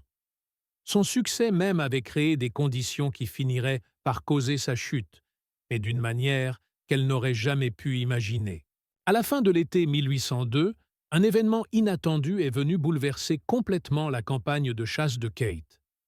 Un groupe de Noirs libres de Philadelphie, mené par un ancien esclave nommé Augustus Freeman, qui s'était échappé de Virginie 15 ans plus tôt, suivait de près les rapports sur ces meurtres systématiques. Alarme! Freeman, qui était devenu un homme d'affaires prospère et un membre influent du mouvement abolitionniste de Philadelphie, avait compris que le tueur dans le comté de Henriot représentait une menace bien au-delà des soucis locaux. Freeman restait en contact avec les conducteurs du chemin de fer clandestin dans toute la région du Mid-Atlantique, et il savait que la campagne de Kate étranglait efficacement l'une des routes d'évasion les plus importantes entre le Deep South et la liberté. Plus de 30 meurtres confirmés avaient eu lieu en 18 mois, avec d'autres disparitions qui laissent penser que le nombre réel de victimes pourrait être bien plus élevé. L'impact psychologique de ces meurtres s'était fait sentir bien au-delà de la Virginie, décourageant toute tentative de fuite dans les Carolines et en Géorgie. Embossé avec les chefs du chemin de fer clandestin, dont la légendaire Harriet Tubman, qui avait réussi à guider plusieurs groupes à travers des zones dangereuses sans perdre une seule personne, Freeman a mis au point un plan pour traquer et neutraliser le tueur grâce à différentes méthodes. Les forces de l'ordre n'avaient pas réussi à appliquer efficacement. Le plan prévoyait une enquête systématique mêlant les talents de pistage d'hommes aguerris en plein air à des techniques de renseignement qui avaient fait leurs preuves dans d'autres réseaux clandestins. Freeman a réuni une équipe de 8 gars, tous soit d'anciens esclaves en fuite, soit des Noirs libres, avec une grosse expérience des opérations discrètes. L'équipe comprenait des pisteurs capables de décrypter des signes et des conditions qui laissaient tout le monde perplexe. Des enquêteurs blancs, des spécialistes du renseignement capables de récolter des infos dans les communautés d'esclaves, sans se faire griller, et des vétérans de combat avec les compétences tactiques pour affronter un tueur qui avait déjà montré une ruse et une brutalité presque surnaturelle. L'équipe est arrivée dans le comté de Henriot début septembre, en se faisant passer pour des ouvriers itinérants cherchant du boulot dans la récolte du tabac. Leur présence n'a pas attiré l'attention des Blancs du coin, qui considéraient les Noirs voyageurs comme une chose normale pendant la saison des travaux agricoles. Force. Mais dans la communauté d'esclaves, la rumeur a vite circulé. Des personnes spéciales étaient arrivées pour s'occuper du démon qui terrorisait la région depuis presque 2 ans. L'enquête de Freeman a commencé par une analyse méthodique des lieux des meurtres, révélant des schémas invisibles aux enquêteurs précédents. Les spécialistes du pistage de l'équipe, aidés par les infos fournies par les esclaves locaux, trop effrayés pour coopérer avec les autorités blanches, ont commencé à dresser une carte complète de la situation, et le territoire et les déplacements du tueur. Ce qui est ressorti, c'est le portrait de quelqu'un qui connaissait le terrain local comme sa poche, presque comme par magie, et qui choisissait ses victimes de manière méthodique, presque comme s'il préparait un plan militaire. La grande avancée de l'enquête, c'est quand l'équipe a réalisé que tous les meurtres avaient eu lieu dans une zone à peu près circulaire, centré sur l'ancienne plantation Bender, abandonnée. Les esclaves du coin avaient évité de filer cette info aux Blancs. Les autorités avaient peur qu'on les accuse des meurtres. Du coup, elles gardaient ça pour elles. Mais dès qu'elles ont compris que l'équipe de Freeman, des pros expérimentés, était là pour résoudre le problème, elles ont accepté de partager l'info. Freeman lui-même a surveillé la propriété des Bender, utilisant les techniques qu'il avait apprises lors de sa propre fuite il y a 15 ans, pour observer discrètement sans se faire repérer. Ce qu'il a découvert, c'est que la plantation, soi-disant abandonnée, montrait des signes subtils d'activité récente. Il y avait de la fumée de feu, des traces bien cachées, des signes de passage réguliers sur des sentiers envahis par la végétation et la présence de provisions qui laissaient penser que quelqu'un utilisait le terrain comme base. Plus importante encore, Freeman a surpris Kate elle-même lors d'une de ses préparations nocturnes pour une expédition de chasse. Il l'a observée en se cachant, sortir de la maison apparemment vide, s'armer de cordes et d'outils en métal dont il ne comprenait pas la fonction, puis disparaître dans la forêt avec une discrétion et une détermination qui ne laissaient aucun doute à propos de son identité en tant que meurtrière qu'il cherchait. Le fait d'apprendre que les meurtres étaient commis par une femme blanche a complètement bouleversé l'équipe de Freeman. C'était presque incompréhensible pour eux. Ça remettait en question toutes leurs idées sur qui était le tueur et ses motivations. Ils s'attendaient à tomber sur un chasseur d'esclaves rebelle ou peut-être un homme blanc déséquilibré. Mais penser qu'une veuve de plantation pouvait être responsable d'une telle brutalité organisée les a forcés à revoir totalement leur compréhension de la situation. Freeman a passé plusieurs nuits à surveiller les activités de Kate, à noter ses routines et à étudier ses méthodes avec la rigueur d'un officier du renseignement militaire.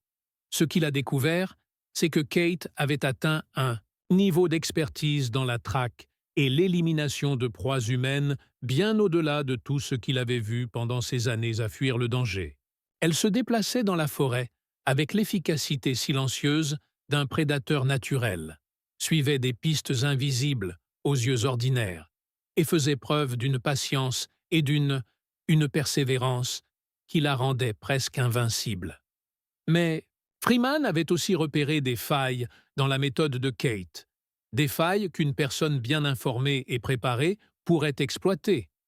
Son succès l'avait rendue trop sûre d'elle, et elle avait adopté des comportements qui rendaient ses déplacements prévisibles aux yeux des observateurs attentifs. Plus importante encore, son obsession pour les esclaves en fuite l'avait empêchée de voir qu'elle pourrait elle-même devenir la proie, et non plus la chasseuse.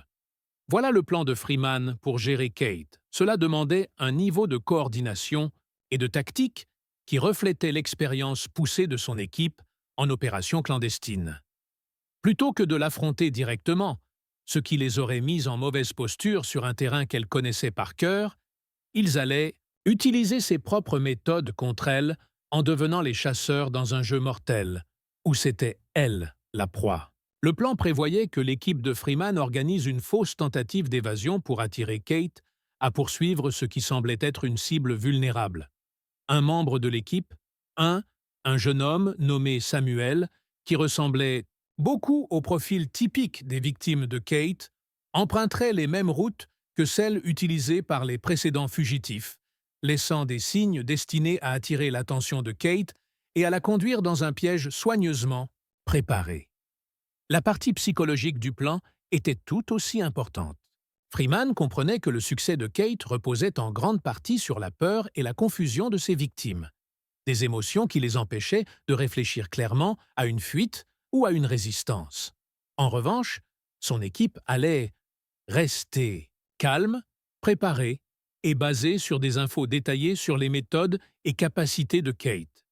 Ils auraient tous les atouts que Kate possédait habituellement, tandis qu'elle serait confrontée aux mêmes faiblesses qui avaient condamné ses victimes précédentes. L'exécution du plan de Freeman a commencé dans la nuit du 23 septembre, quand Samuel est parti d'un endroit à environ 16 km au sud de la propriété Bender, suivant un chemin qu'une analyse minutieuse avait révélé comme l'un des itinéraires favoris de chasse de Kate Point Couloir. Samuel était lui-même un conducteur expérimenté du chemin de fer clandestin, et il avait les compétences nécessaires pour laisser des signes qui semblaient authentiques à Kate, tout en évitant les erreurs subtiles qui avaient condamné de vrais fugitifs. Kate a retrouvé la piste de Samuel en 2 jours, exactement comme Freeman l'avait prédit. Ses notes de journal de cette période montrent son excitation à trouver ce qui semblait être une cible particulièrement prometteuse. Un jeune homme apparemment en bonne santé, voyageant seul et suivant. Des trajets prévisibles vers les territoires libres. Elle a commencé sa routine habituelle d'observation prolongée, sans se douter qu'elle était elle-même observée par l'équipe de Freeman, qui s'était dispersée dans toute la zone. Le jeu du chat et de la souris qui a suivi a duré presque une semaine, avec Kate qui traquait Samuel pendant que l'équipe de Freeman suivait les deux à travers les forêts denses du comté de Henriot.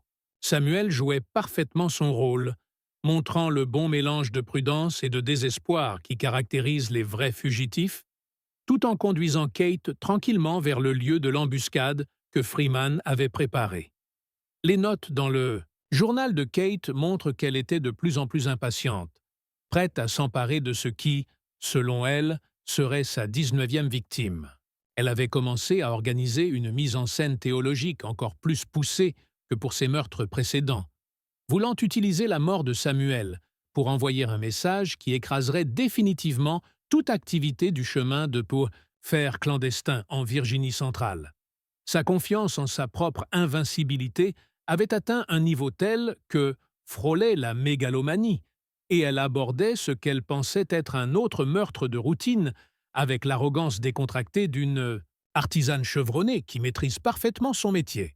Mais alors que Kate s'apprêtait à déclencher ce qu'elle croyait être son piège, elle marchait droit dans le filet soigneusement tendu par Freeman.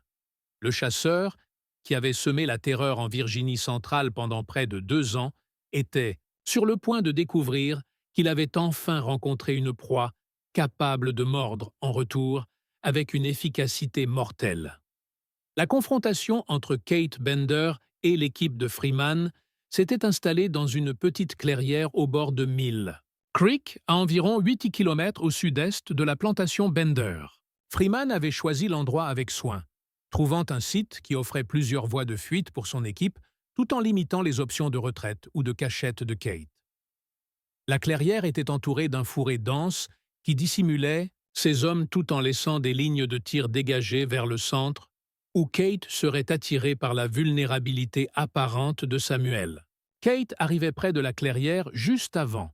À l'aube du 29 septembre, elle avançait avec la discrétion assurée qui lui avait toujours réussi lors de ses précédentes chasses. Samuel avait monté son camp en plein milieu de la clairière, la veille au soir, allumant un petit feu, affichant cette négligence fatiguée typique des vrais fuyards qui se croient temporairement en sécurité. Aux yeux aguerris de Kate, c'était le genre de proie facile qui avait forgé sa réputation de prédateur le plus redouté de Virginie centrale. Ce que Kate ne pouvait pas savoir, il y avait 7 gars armés de fusils, tous expérimentés au combat, planqués autour du périmètre de la clairière, chacun avec une vue dégagée sur l'endroit où elle allait sortir. Freeman lui-même était posté de façon à pouvoir voir Kate arriver tout en gardant le contrôle et en dirigeant la réaction de son équipe face à ses éventuelles tactiques. L'attaque de Kate suivait le schéma qu'elle avait peaufiné pendant 18 mois de meurtre systématique. Elle fonça à toute vitesse à travers la forêt, couvrant la distance jusqu'à Samuel, qui semblait dormir en quelques secondes, essayant de le maîtriser avant qu'il puisse réagir. Ses grosses mains se refermèrent sur sa gorge avec la même brutalité qui avait déjà fauché la vie d'au moins 30 victimes. Mais Samuel ne dormait pas, et il était loin d'être sans défense. Alors que les mains de Kate se refermaient sur sa gorge, il se dégagea avec une habileté rodée tout en lançant le signal qui déclencha l'embuscade de Freeman. 7 fusils ont tiré presque en même temps, envoyant une volée de balles de mousquet droit sur Kate avec une précision dévastatrice. Sa force surhumaine et ses réflexes rapides l'ont sauvée d'une mort immédiate, mais pas des multiples blessures qui l'ont fait s'effondrer au milieu de la clairière. 2 balles l'avaient touché en plein torse. Une autre avait éclaté son bras gauche et une 4e avait déchiré le muscle de sa cuisse droite. N'importe qui d'autre serait mort sur le coup, ou complètement impuissante. Mais la carrure imposante de Kate et sa ténacité incroyable lui ont permis de survivre à des blessures qui auraient été mortelles instantanément pour une personne normale. Voir Kate se battre pour se relever malgré des blessures qui auraient dû la tuer a frappé l'équipe de Freeman comme quelque chose de vraiment surnaturel, confirmant certaines des histoires les plus folles qu'ils avaient entendues sur le démon du comté de Henriot. Le fait qu'elle ait survécu à la première attaque laissait penser qu'ils avaient affaire à quelque chose qui dépassait l'entendement, les limites humaines ordinaires, et plusieurs membres de l'équipe ont commencé à se demander si les armes classiques pouvaient vraiment l'arrêter. Mais Freeman avait prévu ça, et il s'était préparé en conséquence. Alors que Kate essayait de ramper vers la lisière malgré ses blessures graves, Freeman est sorti de sa cachette avec un pistolet chargé et s'est approché à moins de 3 mètres d'elle. La conversation qui a suivi, telle que consignée, dans le rapport détaillé de Freeman au chef du chemin de fer clandestin, a révélé toute l'étendue de la pathologie psychologique de Kate, montrait bien qu'elle restait dangereuse, même en étant grièvement blessée. Ses premiers mots, prononcés à travers des lèvres couvertes de mousse de sang alors qu'elle peinait à respirer avec des poumons perforés, n'étaient pas des supplications de pitié, ni des regrets, mais des menaces de vengeance divine contre quiconque oserait s'opposer à sa mission sacrée. Elle se proclamait instrument de la volonté de Dieu, choisi pour punir les esclaves qui se révoltaient contre leur servitude ordonnée par le divin. Elle a promis que sa mort ne ferait que pousser les autres à poursuivre son œuvre sacrée. Freeman, lui, a répondu calmement et méthodiquement, avec le ton de quelqu'un qui mène un interrogatoire formel, pas d'un gars qui se laisse emporter par ses émotions. Il s'est présenté comme un représentant du réseau du chemin de fer clandestin et a dit à Kate que son règne de terreur était définitivement terminé. Ensuite, il a commencé à poser des questions précises sur ses méthodes, ses motivations, et où elle cachait des preuves qui pourraient aider à identifier d'autres victimes dont les corps n'avaient pas encore été découverts. Les réponses de Kate, données avec l'arrogance confiante de quelqu'un qui se croit au-dessus de tout jugement, ont fourni à Freeman des détails sur des meurtres jamais officiellement signalés. Elle se vantait de victimes dont les disparitions avaient été attribuées à d'autres causes, décrivait ses méthodes de chasse qui révélaient l'ampleur réelle de ses actes et ne regrettait qu'une chose, que sa mort l'empêche de continuer ce qu'elle considérait comme un travail nécessaire et juste. L'interrogatoire a duré près de 30 minutes, pendant lesquelles l'état de Kate s'est progressivement dégradé, malgré sa constitution hors du commun. La perte de sang due à plusieurs blessures faisait son effet inévitablement, et sa respiration devenait de plus en plus difficile, ses poumons abîmés peinant à fonctionner. Mais ses facultés mentales sont restées vives jusqu'au bout, et elle a continué à fournir des infos avec la précision froide de quelqu'un qui parle de trucs du quotidien. Les derniers mots de Kate disent alors que sa respiration devenait trop faible pour continuer à parler, était une description précise de la collection de trophées cachée sous sa maison de plantation. Elle a donné des indications claires pour retrouver la cave secrète où elle avait gardé des souvenirs de chaque meurtre, apparemment pour s'assurer que ses exploits seraient bien documentés et n'oublieraient pas. Sa dernière phrase, cohérente, exprimait sa satisfaction d'avoir vengé la mort de son mari en tuant bien plus d'esclaves que les 2 seuls responsables de sa mort. L'équipe de Freeman a passé le reste de la journée à fouiller la plantation des Bender et à récupérer des preuves qui confirmaient l'ampleur réelle des agissements de Kate.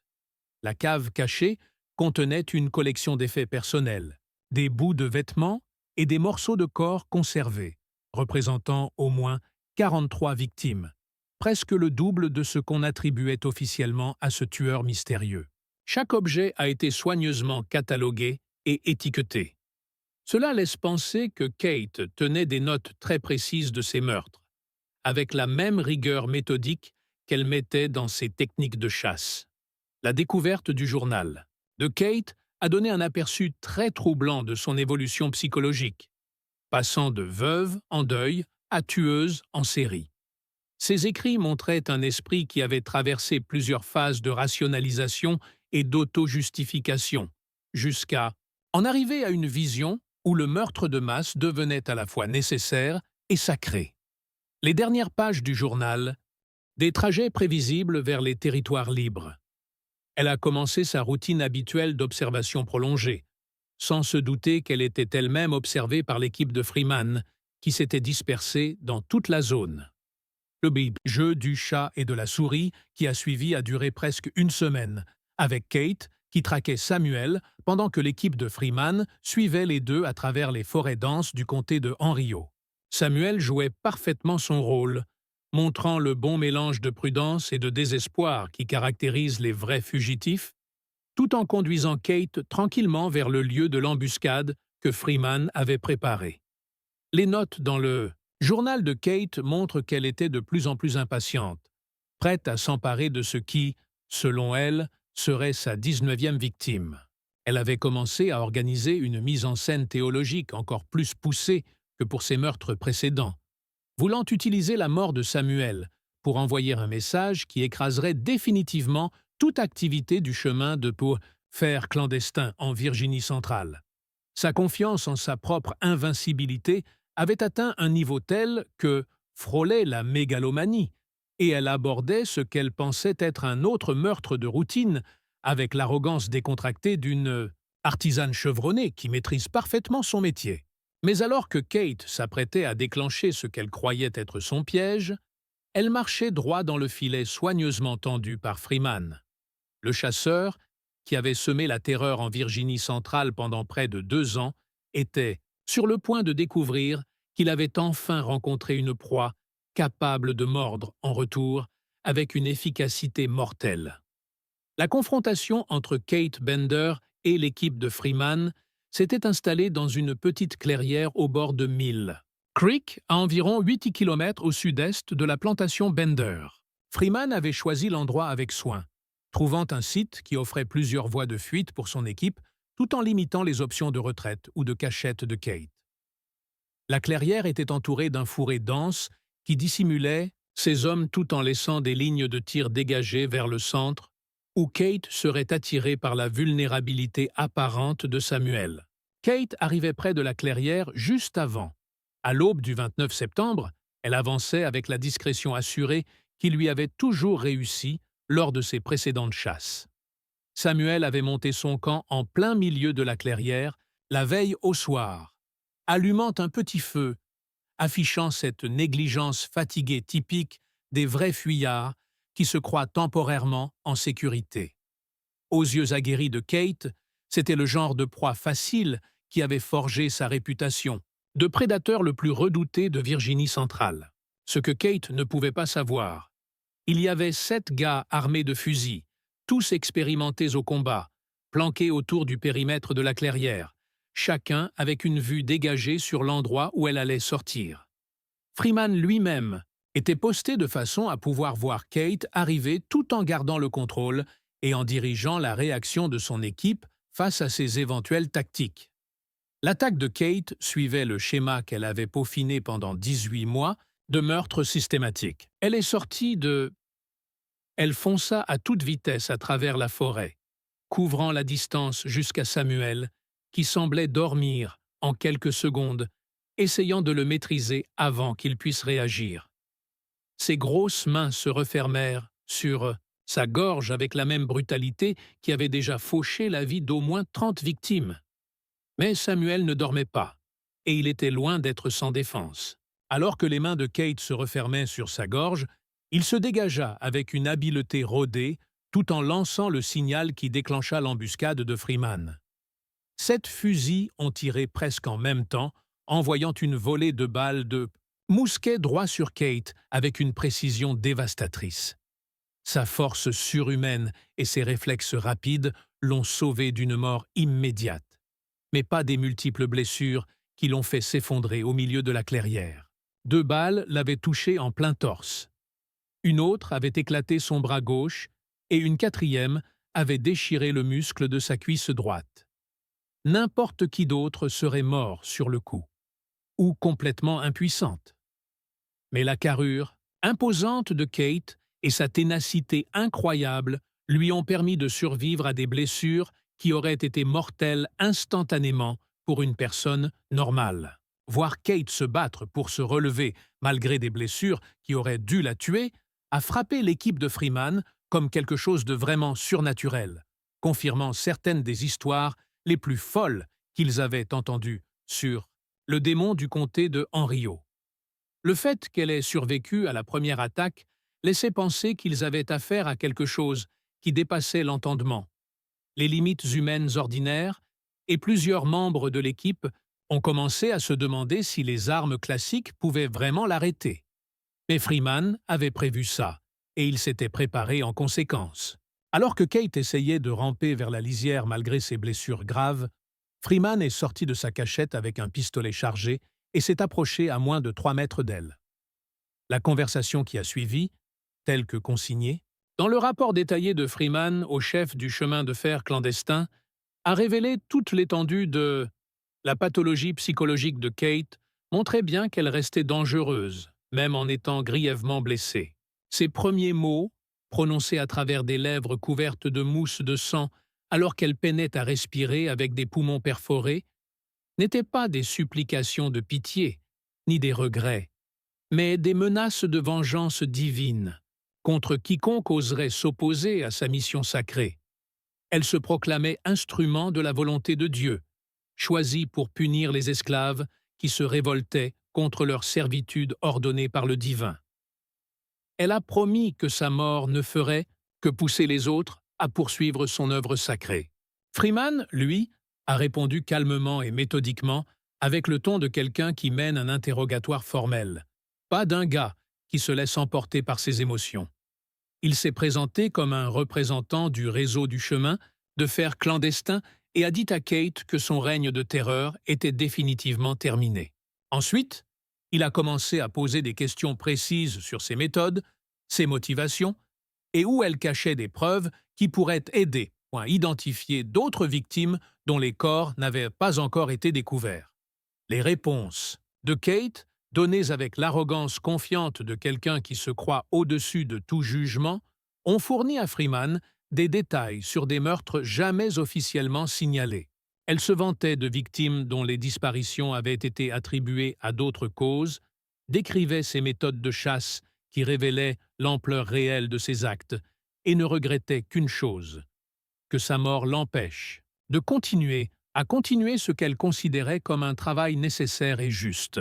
L'interrogatoire a duré près de 30 minutes, pendant lesquelles l'état de Kate s'est progressivement dégradé, malgré sa constitution hors du commun. La perte de sang due à plusieurs blessures faisait son effet inévitablement, et sa respiration devenait de plus en plus difficile, ses poumons abîmés peinant à fonctionner. Mais ses facultés mentales sont restées vives jusqu'au bout, et elle a continué à fournir des infos avec la précision froide de quelqu'un qui parle de trucs du quotidien. Les derniers mots de Kate disent alors que sa respiration devenait trop faible pour continuer à parler, était une description précise de la collection de trophées cachée sous sa maison de plantation. Elle a donné des indications claires pour retrouver la cave secrète, où elle avait gardé des souvenirs de chaque meurtre, apparemment pour s'assurer que ses exploits seraient bien documentés et n'oublieraient pas. Sa dernière phrase, cohérente, exprimait sa satisfaction d'avoir vengé la mort de son mari en tuant bien plus d'esclaves que les 2 seuls responsables de sa mort.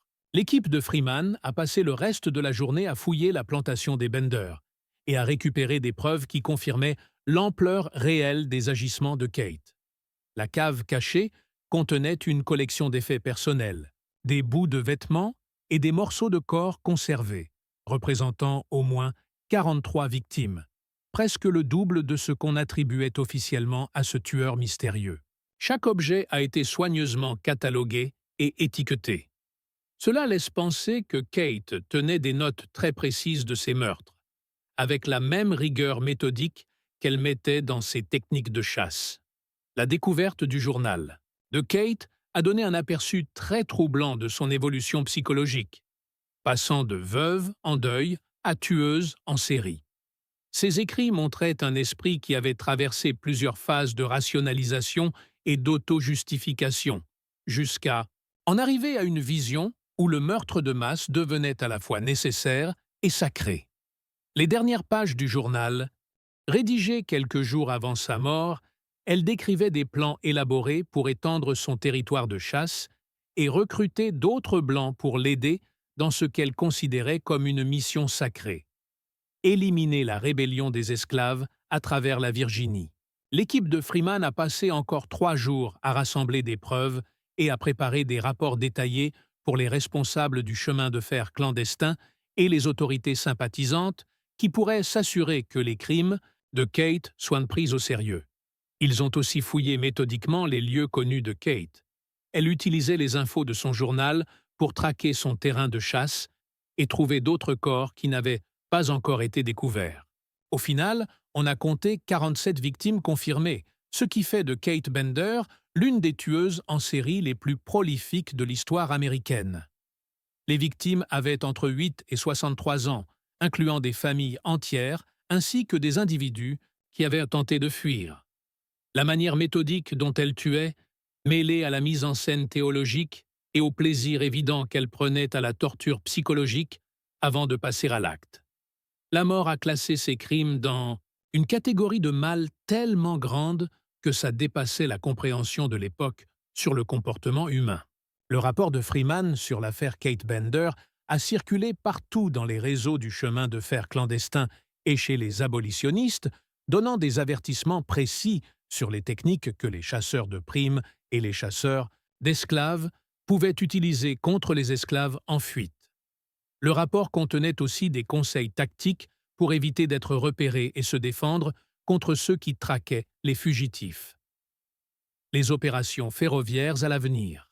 Mais peut-être que l'impact le plus important de la mort de Kate était plus psychologique que tactique. Éliminer avec succès le démon du comté de Henrico a prouvé que même les ennemis les plus redoutés et apparemment surnaturels pouvaient être battus grâce à une bonne préparation, du professionnalisme et une action coordonnée. Le mythe de l'invincibilité de Kate, qui paralysait les opérations du chemin de fer clandestin dans toute la Virginie centrale, a été brisé à jamais par la réalité.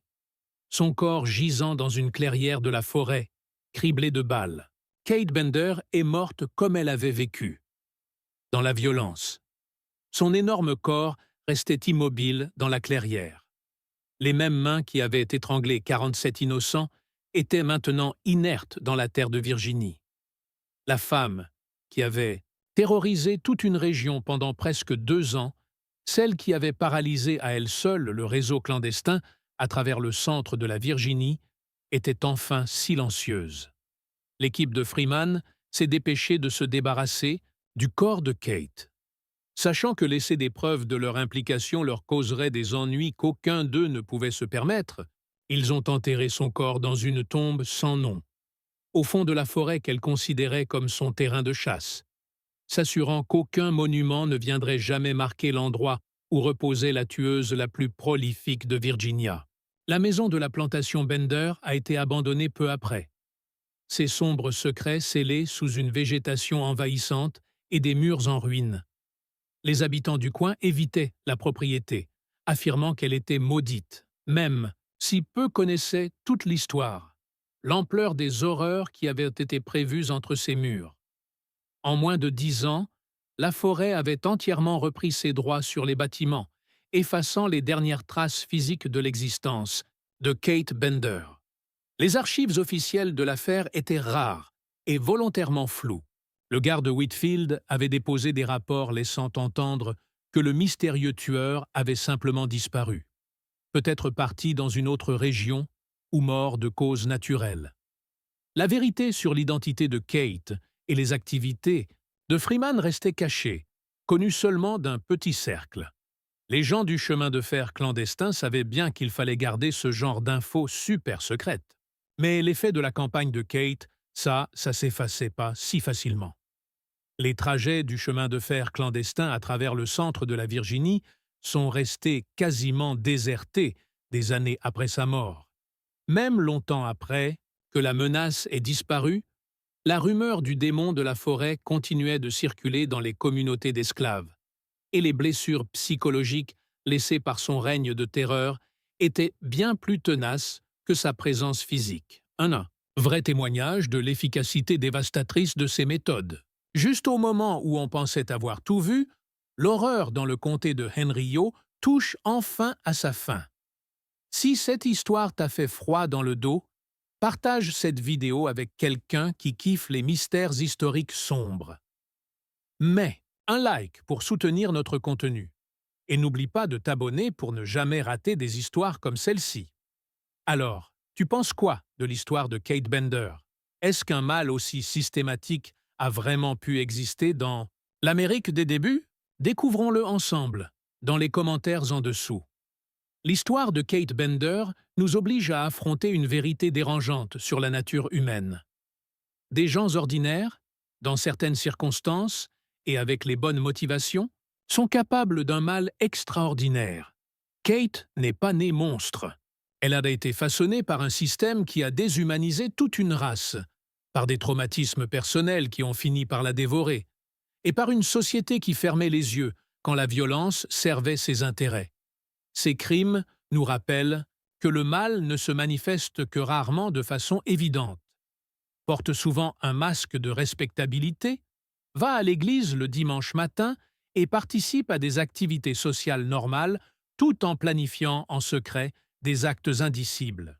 Les prédateurs les plus dangereux ne sont pas ceux qui sont clairement dérangés et que l'on peut facilement repérer et éviter, mais ceux qui vivent parmi nous sans être détectés, cachant leur vraie nature derrière des façades soigneusement construites.